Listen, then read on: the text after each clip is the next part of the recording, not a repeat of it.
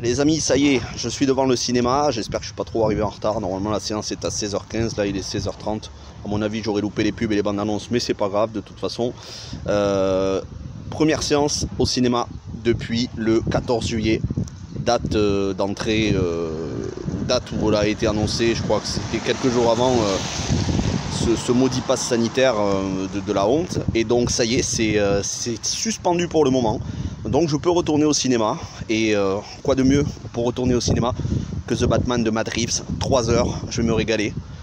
Je vous en parle juste après la séance. Directement, critique brûlante, critique plus que à chaud, la critique bouillonnante.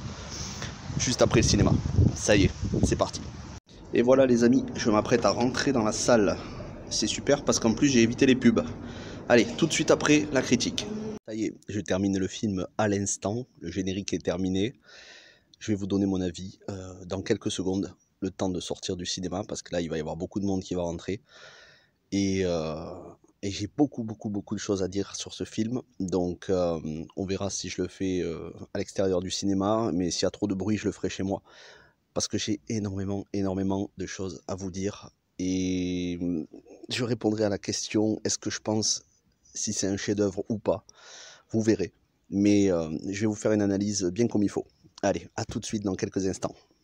Bon, alors, j'espère qu'il n'y aura pas trop de bruit au montage, sinon je referai la vidéo. Là, je suis dans le cinéma. Alors, qu'est-ce que j'ai pensé de ce film?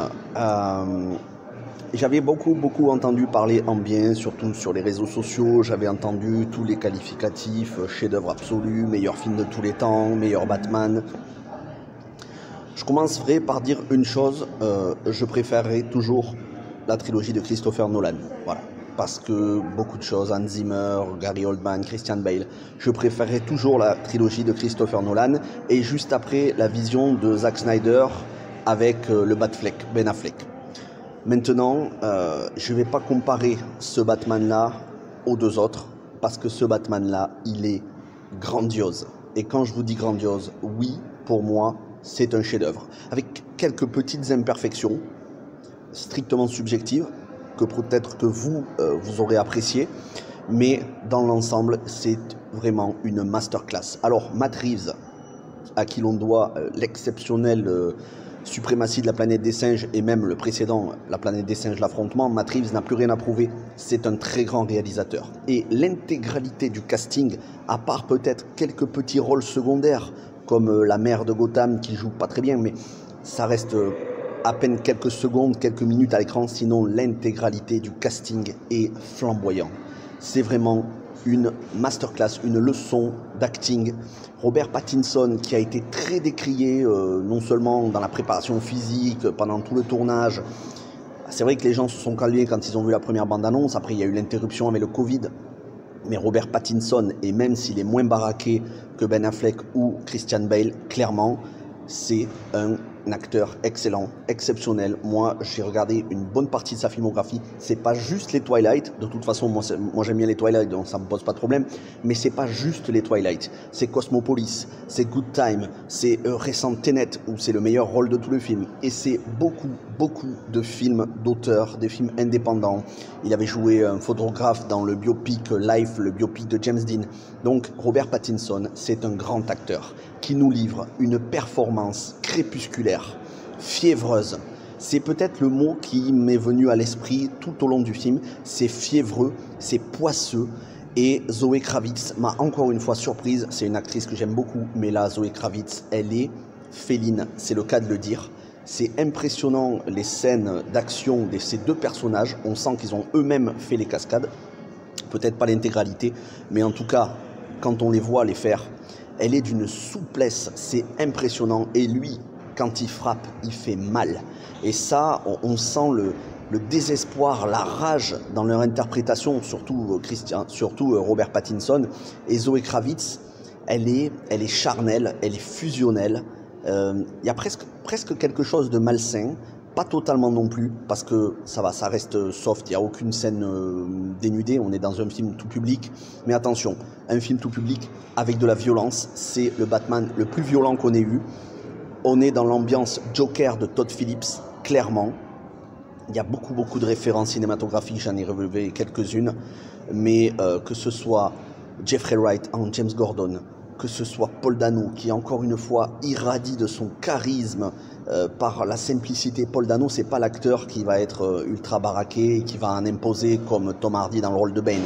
Non, Paul Dano, on sent la folie et la perversion du personnage. Et c'est réellement, on ressent une impression de danger. Les quelques scènes où on le voit, on sent que sa folie n'a pas de limite.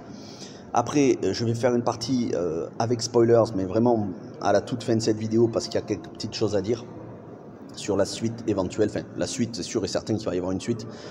Mais l'intégralité du casting. Et j'en oublie, il y a des acteurs. Ah oui, et bien évidemment Colin Farrell. Colin Farrell, John Turturro. John Turturro, mon Dieu, qu'est-ce qu'il est excellent. C'est un acteur que j'adore, John Turturro. Il est très souvent chez les frères Cohen.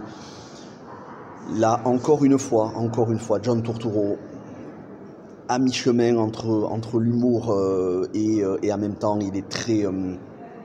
ouais, c'est un mafieux intégral qui est dangereux. On sent que les personnages sont dangereux et ils ne font pas semblant. Il y a une espèce de folie qui rôde autour des personnages et c'est assez impressionnant. Alors, au niveau du casting, c'est exceptionnel, rien à redire. Comme je vous disais, l'actrice qui fait la mère de Gotham, c'était limite, elle jouait pas très bien, mais à la rigueur, comme on la voit 1 ou 2 minutes dans le film, c'est vraiment un petit détail. Maintenant, j'en viens au scénario. Le scénario est extrêmement habile, prend son temps pour développer l'intrigue. Certes, c'est vrai, honnêtement, les 3 heures, on les sent passer. Après, c'est 3 heures de bonheur. Quand on aime le Batman, c'est 3 heures de bonheur. Mais les 3 heures, on les sent passer. Là où je ne les avais pas du tout senti passer, les 2h45 sur The Dark Knight Rises, là, les 3 heures, j'étais là, je me disais, là, ça va être bientôt la fin du film. Et non, il reste encore une demi-heure, il reste encore un quart d'heure. Et en fait, c'est un film plutôt contemplatif, qui prend vraiment son temps pour développer une intrigue avec des rebondissements. C'est un film qui veut iconiser ses personnages. Vous aurez tous vu la scène avec le Batman avec sa torche qui sort avec l'eau et toutes les personnes qui le suivent. Bon voilà, j'en dis pas plus parce que je veux pas spoiler, mais cette scène-là, elle est quasiment christique, hein, c'est une sorte de messie que tout le monde suit.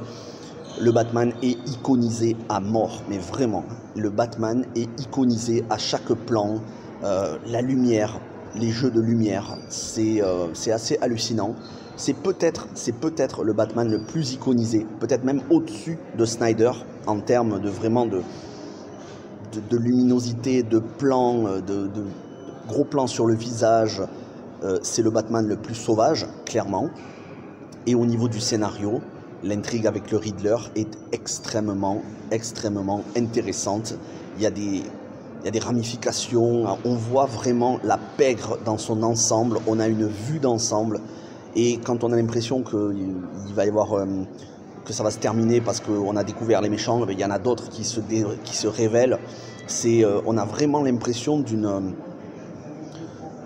botte de paille où on essaye de tirer des pailles et à chaque fois il y en a d'autres qui arrivent. C'est une intrigue extrêmement bien écrite, assez complexe et des méchants qui naissent, des méchants qui prennent de l'ampleur. Je pense au Penguin notamment. Des méchants qui nous sont teasés pour la suite, et là j'en parlerai dans la partie spoilers. Que dire, je vais pas encore une fois vous rentrer dans la partie spoiler parce qu'il faudrait que j'en dise trop, mais l'enfance de Bruce Wayne est bien traitée. Tout ce qu'il y a autour de ses parents, et là c'est peut-être ce qui est le mieux traité, parce qu'on va nous parler de l'asile d'Arkham, ce qu'on avait rarement fait dans les autres Batman, et j'ai tellement hâte de voir la série sur Arkham. Je crois qu'il va y avoir une série sur Arkham, mais en tout cas ça sera traité forcément dans les prochains films, puisque Matt Reeves veut faire un Batverse, donc tout un univers autour de Batman, et franchement il faut lui donner carte blanche, hein, il faut vraiment fermer les yeux, donner-lui le budget, laisser-le faire tout ce qu'il veut, parce que quand on arrive à faire un film comme ça, il faut le laisser faire tout ce qu'il veut. Donc c'est le Gotham probablement le plus fidèle que j'ai vu par rapport aux comics, parce qu'on est dans le Gotham de Batman Begins, très clairement. Il y a même certains endroits, je me demande si c'est pas les mêmes. Alors je crois que Batman Begins avait été tourné à Chicago, vous me confirmerez dans les commentaires. Mais c'est un Batman, un Gotham qui est sale, qui est crasseux, qui est poisseux. Et ça, c'est extrêmement bien développé. ça c'est peut-être que Gotham est au final le personnage principal de ce film, la ville de Gotham en elle-même. Et donc là, moi j'y vois une inspiration très claire de The Warriors de Walter Hill, que je vous conseille grandement de regarder. The Warriors est un excellent film qui est vraiment dans la même... vous voyez quand on voit au début les petits malfrats, les petites frappes au début, les petits criminels, les petits mafiosi qui se baladent dans les rues, dans les rames de métro. Là, clairement, c'est sorti tout droit de The Warriors de Walter Hill. C'est l'inspiration principale de bon nombre de scènes et de bon nombre de décors. Au-delà de ça, je dirais que moi, ce Batman m'a fait penser à Watchmen de Zack Snyder, notamment le personnage de Rorschach, qu'on entend en tant que narrateur. Et là, le Batman est le narrateur. C'est un Batman sombre et désespéré, qui cherche la vengeance, qui est extrêmement violent, qui ne tue pas, mais on est à la limite. Pour moi, on se rapproche très très fort du Rorschach joué par Jackie Earle Haley dans Watchmen de Snyder. Et donc, de manière générale, ce Batman se rapproche du comics de Alan Moore. C'est pour moi, entre The Watchmen et The Warrior, en Watchmen et The Warrior, c'est les deux influences principales. Après, il y a beaucoup de choses qui font passer à Batman Begins, énormément, mais aussi à Joker. Donc je dirais que c'est un mix au niveau de l'intrigue entre Batman Begins et Joker de Todd Phillips. D'ailleurs, j'aurais tellement aimé, mais ça n'est pas le cas, que Joker de Todd Phillips fasse un crossover avec ce film-là, parce que absolument tout se prêtait à faire un crossover entre les deux. Et ça n'aurait pas été un crossover commercial, ça aurait été un crossover artistique, parce que c'est exactement le même Gotham que le Gotham du Joker de Todd Phillips. Et les personnages sont aussi bien traités que dans le film de Todd Phillips. Donc ça n'est pas le cas, il n'y aura pas de lien, parce que ici le Thomas Wayne de ce film n'est pas le même que le Thomas Wayne de Joker de Todd Phillips. Mais s'il y avait eu possibilité, elle était là. Bon, après, c'est comme ça, c'est pas très grave non plus. On aura probablement des méchants qui viendront dans les prochains films, j'en parlerai dans la partie spoilers. Donc, acting exceptionnel, scénario assez complexe avec beaucoup de ramifications, photographie sublime, personnages torturés, rien à redire, absolument rien. Parlons de la musique de Michael Giacchino, qui est compositeur attitré de Matt Reeves, en tout cas avec qui il a travaillé sur les 2 Planètes des singes. Alors là, il y a pour moi du bon et du mauvais. Et encore une fois, c'est subjectif, probablement que vous allez adorer la bande originale, mais pour moi, le thème de Batman, ça va pas, et tout le reste de la bande originale, c'est excellent. Déjà, d'avoir mis du Nirvana, c'est génial, mais il y a certains thèmes qui peuvent faire penser à du Dark Knight, en tout cas, il y a des envolées lyriques, mais le thème du Batman ne m'a pas plu. Pourquoi ? Parce que pour moi, c'est un copier-coller, en tout cas, ça fait beaucoup trop copier-coller sur le thème de Dark Vador de John Williams dans Star Wars. C'est beaucoup trop. Et à chaque fois que j'entendais ce thème, je ne pouvais pas m'empêcher de penser à Dark Vador. Et pour moi, ça ne le fait pas. C'est dommage. Ça me sortait du film à chaque fois. Là, je me disais, mais quel gâchis. Parce qu'en plus, c'est abrutissant, c'est assourdissant. Ces espèces d'orgues et de sons de trompettes très sourdes, ça va pas. Pour moi, ça ne me va pas. Après, encore une fois, c'est subjectif. Mais c'est beaucoup trop copier-coller sur le thème de Dark Vador. Je suis désolé. Je ne vais pas vous le chanter parce qu'il ne faut pas déconner non plus. Mais voilà, vous connaissez le thème de Dark Vador. Écoutez le thème de The Batman, c'est le même. Et Michael Giacchino n'a pas su trouver pour moi un thème qui soit unique comme l'avait fait Hans Zimmer à la fois sur la trilogie Dark Knight, mais aussi réinventer un autre thème pour le Batman de Zack Snyder.